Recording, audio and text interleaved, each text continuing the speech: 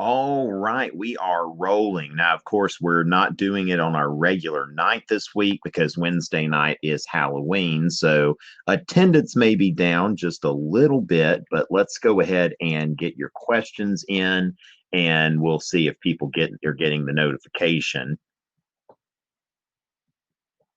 All right, let's see here.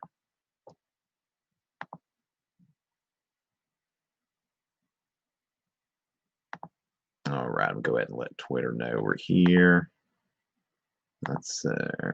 All right, go ahead and say, hey, everybody. Let's see. Yeah, very good. Okay, Madison and Nora are here. Go ahead and let's get those questions in here. Now, our area of focus tonight is the scientific revolution, the Enlightenment, but at the same time, y'all are really welcome to ask questions about anything that y'all have in mind as far as AP European history. Okay, so y'all just go ahead and get those questions in, and I will let folks know on Twitter that we are here. All right.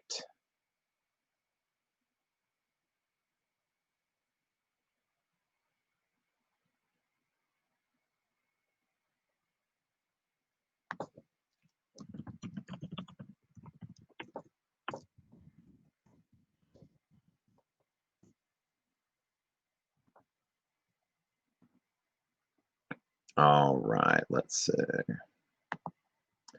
Okay.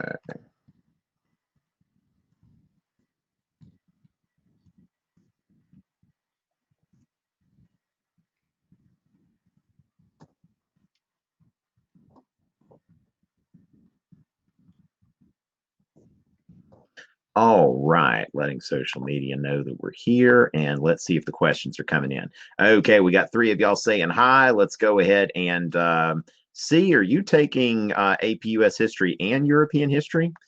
So far, we don't have any questions yet. Okay, so let's go ahead and get your questions in. Get your questions in.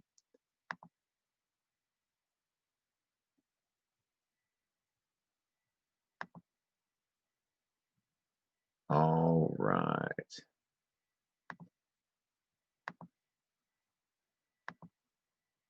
Okay, still nothing. What's up? Y'all tell me. Okay, waiting for questions, waiting for questions. Let's see what y'all are doing right now. Y'all tell me what you're studying. Go ahead and ask your questions. Unless y'all just want to kind of postpone this till next week, y'all just let me know, okay? Y'all just let me know.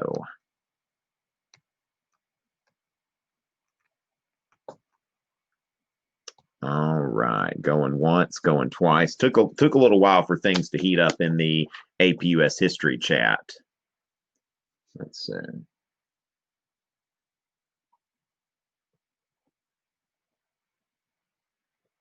Okay, very good, very good. Okay.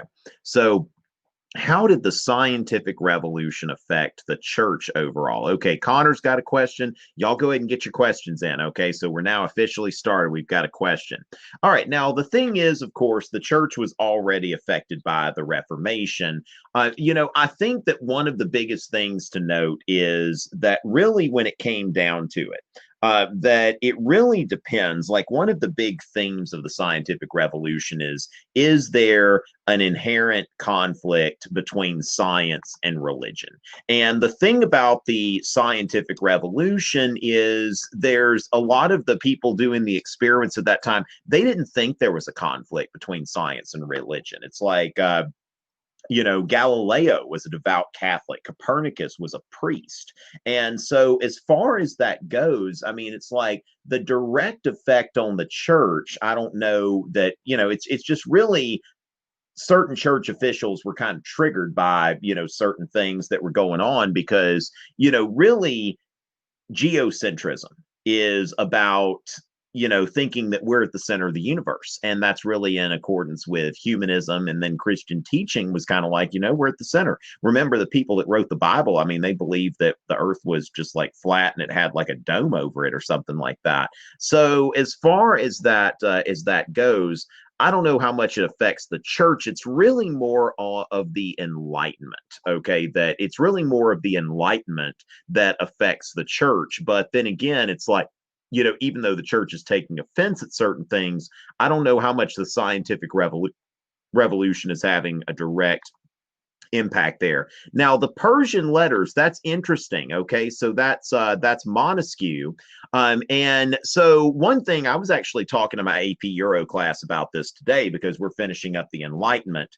And so the Persian letters, all right, this is one of Montesquieu's books. I haven't read it personally, but I've read about it. One of the things about the Enlightenment is Europeans are starting to become curious about other cultures and how they do things. And they're realizing that European culture is not necessarily like the only culture, and the European way of doing things is not always the way of, the only way. And so we were looking at the encyclopedia, Diderot's encyclopedia, which you can actually go to online. Yeah, let me go ahead and actually show you this link. I'm going to share this with y'all, and I'm going to kind of go into this. This is a project at the University of Michigan, and they've actually got the encyclopedia, like Diderot's encyclopedia, which is just basically like they've translated the whole thing. And you can see there. Now, the Persian letters, it's a work by Montesquieu, and I don't see where you would have to know anything specific about it. And I forget the whole premise, the exact premise of the Persian letters, but just note that it does address like the European, it does address the idea that there are other ways of doing things outside of Europe. And I think that Montesquieu is attempting to do some kind of social commentary with that. But this is like a very, very specific question you're asking. That, I mean, it's really impressive that you'd even bring that up. Of course, Nora, you are getting kind of known for your specific questions. But let me refamiliarize myself, with that. So recounting the experiences who were, okay, so basically he's looking at France from the outside. Okay, so he's, the characters are Persians who are, let's see.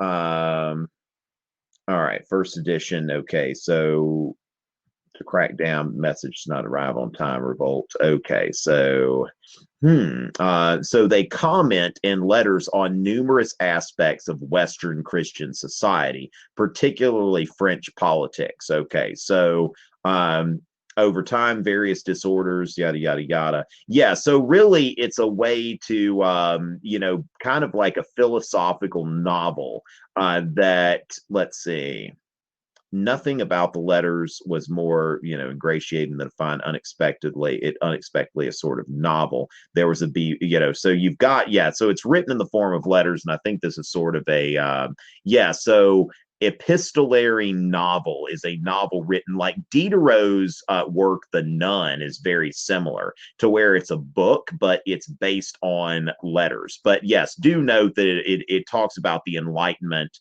It really addresses the Enlightenment curiosity about other cultures, but also thinking about it's like, Montesquieu in using these characters that were from another culture. Then he's able to comment on things going on in France and seemingly from people on the outside, because Europeans are realizing, some of the things that we do may not make sense to other people. They just make sense to us because we're here. And to what extent did the Enlightenment challenge the church in terms of separation of power?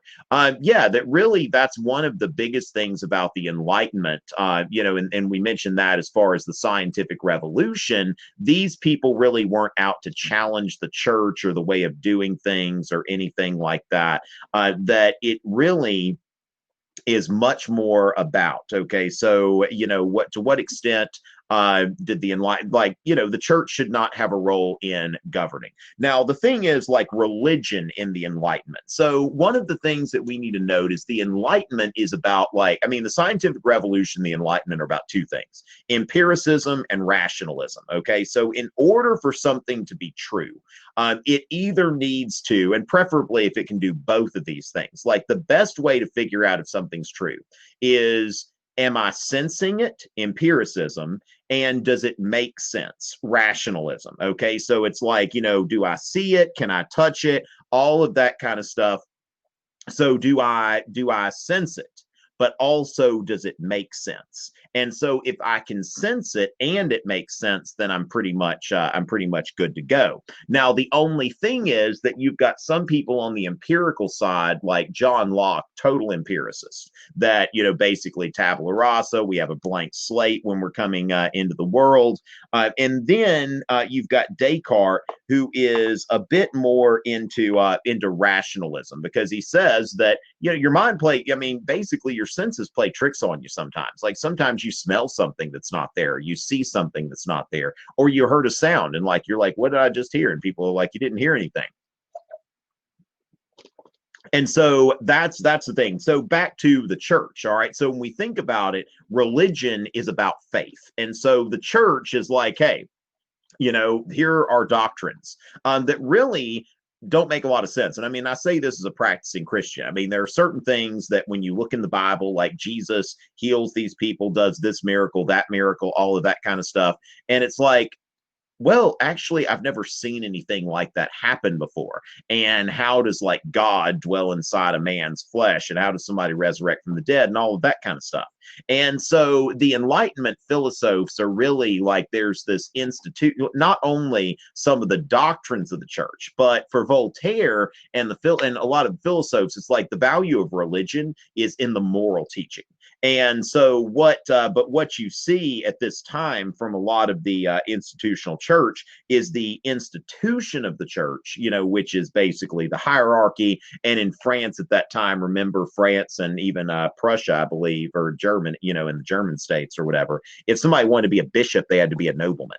And so it looked like at the time to the philosophers that the religious authorities, they offered the worst that religion has to offer, that basically encouraging people to believe something on blind faith.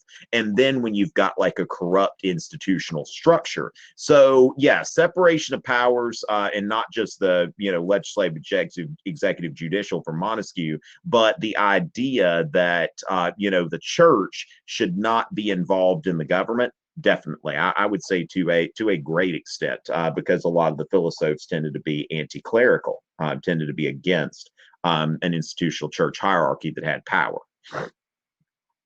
Okay, so as far as that goes, now remember, let's put Descartes into the scientific revolution. So let's not quite put him into the Enlightenment, because that's a little bit early. Descartes, devout Catholic, scientific revolution. Now, Descartes certainly was someone at some point who questioned his faith. All right, that Descartes, stay hydrated, kids. Descartes, cogito ergo sum. All right. I think, therefore I am. We're getting into deductive reasoning. Okay. So deductive reasoning. Let's see. Let me go into my little thing here and I'll show you this presentation. I've got this on YouTube, but I'll just give you kind of a quick thing here that we can talk about briefly. Let's see.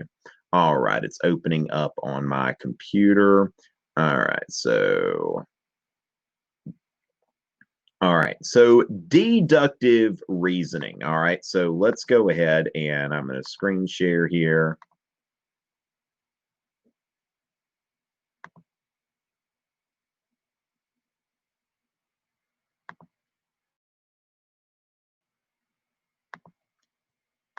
All right, ladies and gentlemen, so deductive reasoning. All right, what we've got here is that we have conclusions drawn from premises. All right, so conclusions drawn from premises. And you start with premises and then you go down to a conclusion. And so going going from there, then top-down logic. So first of all, what Aristotle said, what he uses often is Socrates, or all men are mortal. You start with the general premise first. All men are mortal. Socrates is a man. Therefore, now that's also ergo in Latin. Ergo, Socrates is mortal. So if all men are mortal and Socrates is a man, then Socrates is mortal. Now, cogito ergo sum, I think, therefore I am. Now, as far as that goes, Descartes decided what he said is that everybody needs to doubt. Okay, so it's important that everybody at some point in their life doubts something, okay? And so he uses this deductive model here with the premises, all right? So one, what thinks must exist. Two, I am thinking.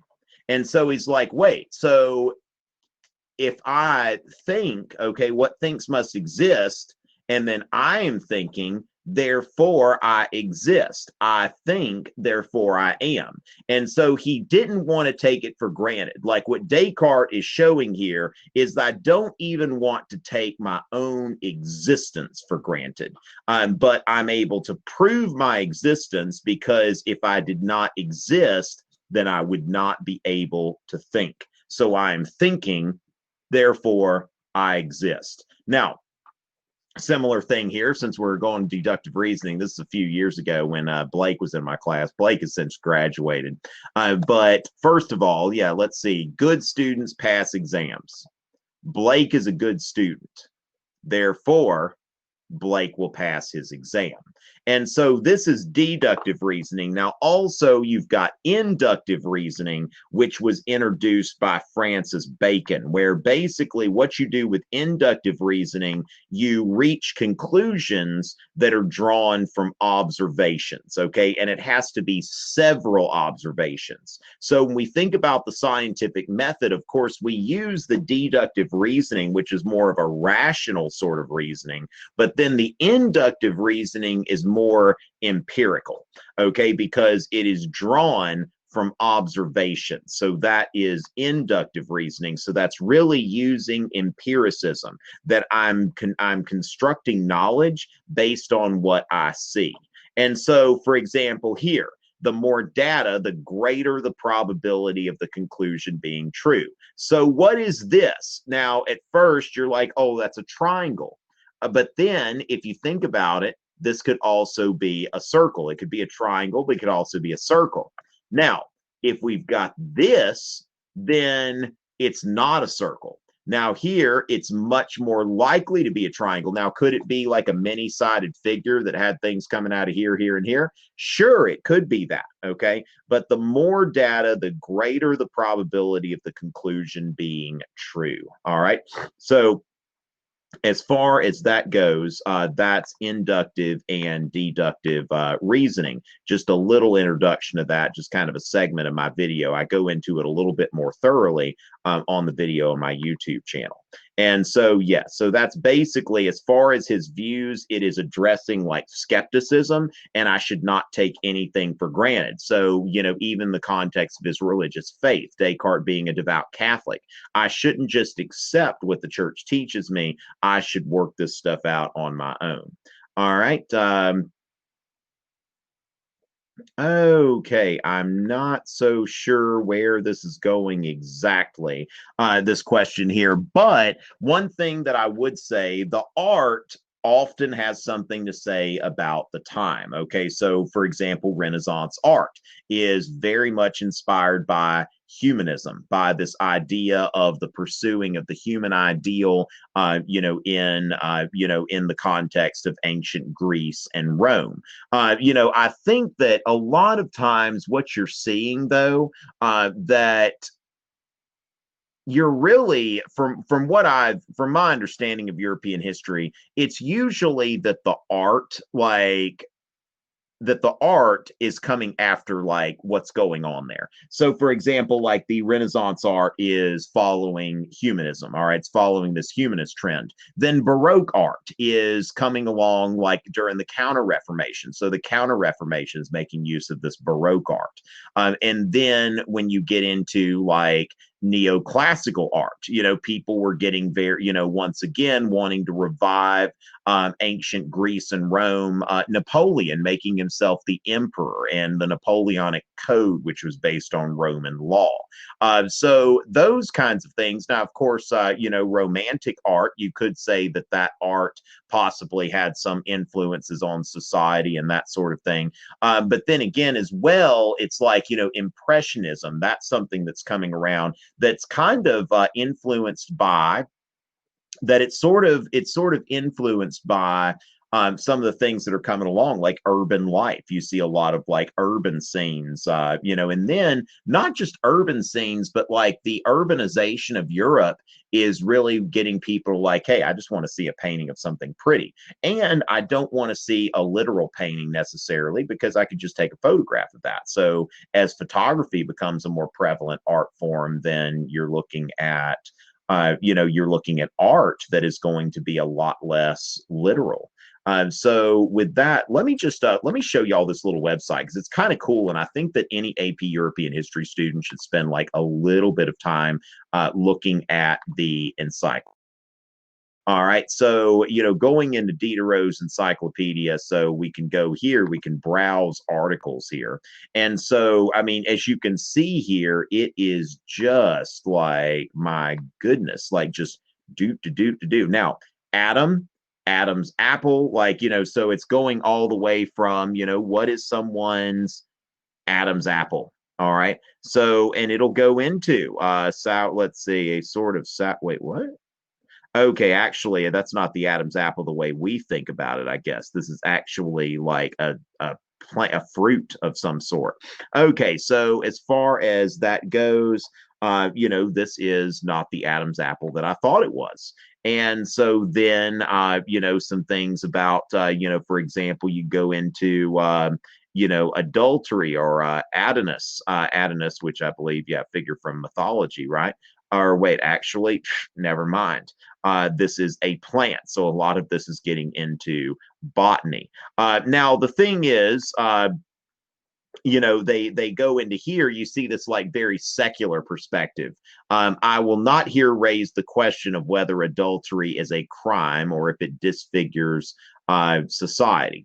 Okay, so this is not a quid, yada yada yada. But then again, he goes, now remember that if you look at the Bible, it's just like thou shalt not commit adultery. And so what we see here is just a big like treatise on something like that. Okay, so you see that happening. Then adolescence. So what is adolescence? And I'm just at the A's here. I mean, this goes on. So as far as that goes, I mean, we see the A's here. We see, so you go to astrology, astronomer, then you go to Athens, geography, artichoke. What is an artichoke? You look that up. Of course, today we can kind of take it for granted that anybody, we Google stuff all the time, but this was like really the Google, like before anything, before Google was around. This is stuff as well that, let's see. So Minerva, the goddess of wisdom and the arts, yada yada. So you look at Minerva, Athena. So going here, and this is the thing. Like if somebody had these on their shelves, now of course it was several copies. I think thousands of copies were printed, but at the same time, this would have been kind of expensive to have this on your shelf. Now we've gotten to an age where it's actually what's kind of funny about your generation is like we've got encyclopedias on our phones. But the thing is that when I was growing up, we had a set of encyclopedias on the shelf. Like it was just a set of encyclopedias. And if you want to know something, you look it up. And of course, now I mean, very few people have sets of like I don't have a set of encyclopedias at my house. It's like I don't need one because we've got, there used to be people that made a living selling encyclopedias, and that's not the case anymore. You can't really make a living selling encyclopedias when people have put it on the internet like they have. So as far as that goes, we had that. All right. Nora, that is I tell you, you have always got the questions. I've actually got, and it's been a long time. I was like in grad school and I was reading a bit of this, his inquiries concerning human understanding and concerning the principles of morals. Now, I looked at some of this stuff here at that time, and I just, Yeah, I tell you, you are really getting into stuff. Like the good news is you don't really have to know that. Like you really don't have to know anything about David Hume. But interesting that you'd say something about it because I mean I've got it on my shelf, but it has been a long time since I've talked about Hume, and that gets real. Like Hume gets really deep. There's a reason that you don't really see a lot of David Hume in this survey level course type thing. But I do need to brush up on Hume, but it's a good time sometimes to tell people, okay, like wow, okay, take it down a couple notches, Nora. If it's possible, make a six. Nora would probably have a six on this exam. All right, so the agricultural revolution. Oh, sure, sure. Yeah, and the thing is, Kyle, I think that the agricultural revolution is really kind of a bridge between the scientific revolution and the Enlightenment, because the whole thing is, yeah, and remember at these things, even though we've got an area of emphasis, that's just because Fiveable says that I have to. Like they want to know a topic, and I'm like, okay, because in the histories, we see people are different places, and so as far as that goes, that the agricultural revolution. Now, what does this have? Okay, so family life between northwestern, western, and eastern Europe. Okay, now Eastern Europe, I think that there was, more. Now, typically in both Western and Eastern Europe, the nuclear family is the biggest. Is the main unit there that you typically don't have more than two generations living under one roof. Now, if I'm not mistaken, in Eastern Europe, you've got a little bit of extra, like, in Eastern Europe, there is a bit more like prevalent for the fan, because I think if I'm not mistaken, I was reading something about this. Now this is sort of thing that I always just, it goes in one ear and out the other, but the where I think that they're maybe taxed by household. So in some of those places where they were taxed by household, they would put more people in a house so that they didn't have to pay as many taxes. But if the tax wasn't by household, then I think that is the difference between Western and Eastern Europe. But at the same time, just note that it's typically going to be the nuclear family, but possibly with more generations living under one roof in some of the places in Eastern Europe. But it was something to do with the tax structure. All right. But yeah, so it's not like you're seeing like in Eastern Europe, like a, Chinese or Indian kind of family structure. Um, all right. Just cover the topic. All right. So instead of the king, queen, the church, why did they turn it away when it had an impact? Okay, here's the thing. I don't want to get, I wouldn't want to get into a generalization of saying that monarchs and the churches rejected new knowledge, okay? Because let's not forget about the royal academies, okay? So the royal academies, like these were actually like the absolute monarchs were supporting these developments in science. And there were also some people in the church who were very supportive. Remember that Copernicus was a priest and all of that kind of stuff. So as far as that is concerned, I wouldn't generalize too much. Sometimes we can take like the whole Galileo situation and we think like, okay, that's the case all the time.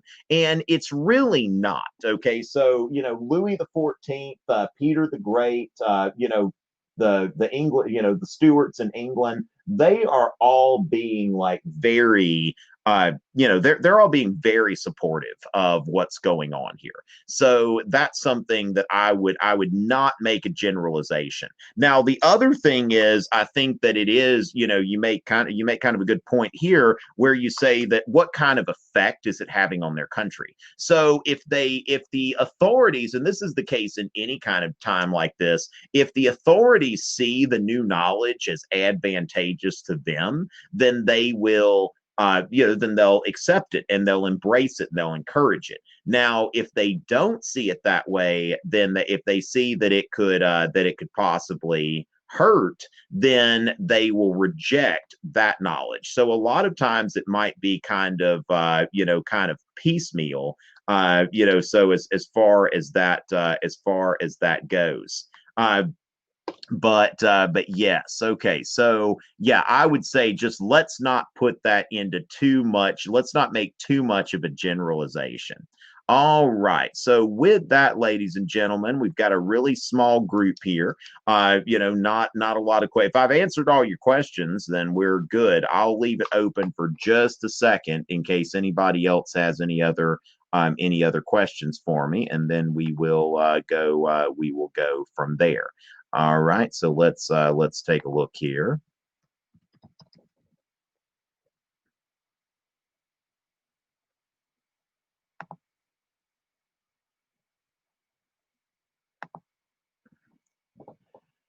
All right, let's see what we've got.